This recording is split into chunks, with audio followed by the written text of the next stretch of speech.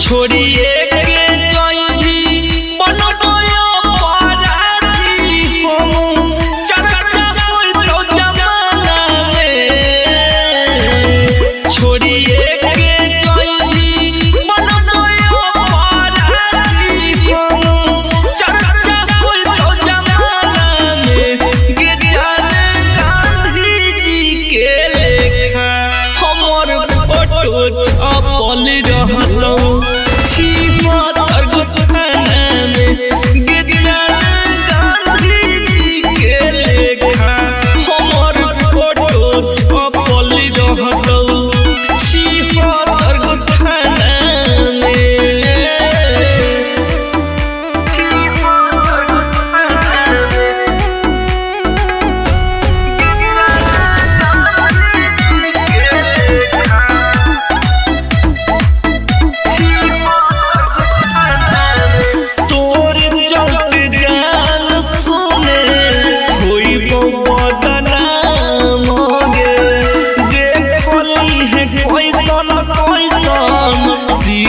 जइबो काम गे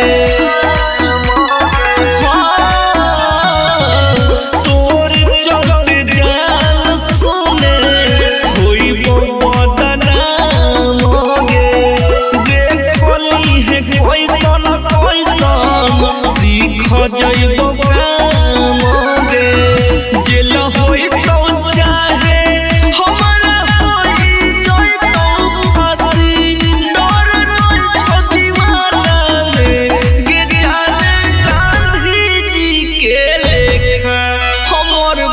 छपल रहतौ छिहत्तर गो थाना में।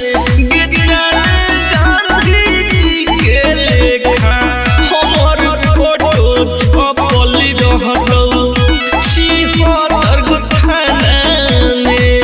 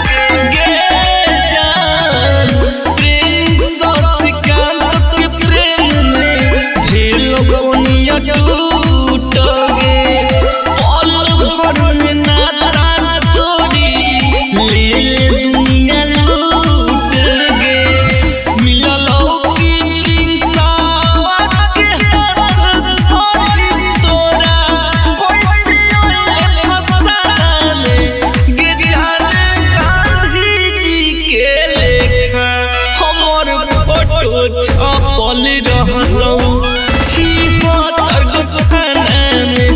गे जाने गांधी जी के लेखा हमर फोटो छपल रहतौ छिहत्तर गो थाना में। Recording studio Alauli Khagaria.